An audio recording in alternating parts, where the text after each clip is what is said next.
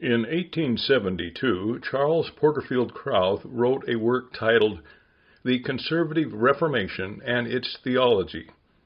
Within that book, he writes of the damage that is done when error is tolerated. While he writes of it in terms of theological doctrine in the church, its application to the state is worth considering. Here follows what Krauth wrote.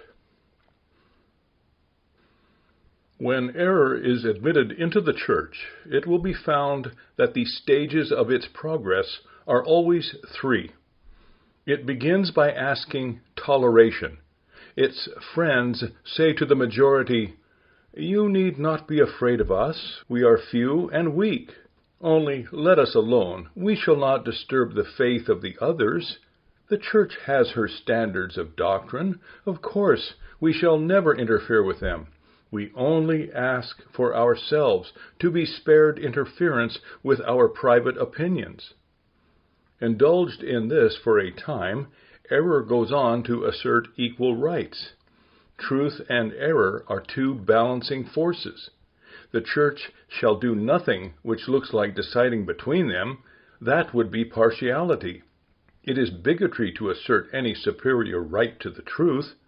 We are to agree to differ, and any favoring of the truth, because it is truth, is partisanship. What the friends of truth and error hold in common is fundamental. Anything on which they differ is ipso facto non-essential. Anybody who makes account of such a thing is a disturber of the peace of the church.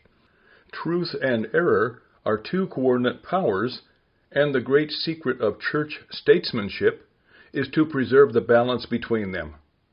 From this point, error soon goes on to its natural end, which is to assert supremacy.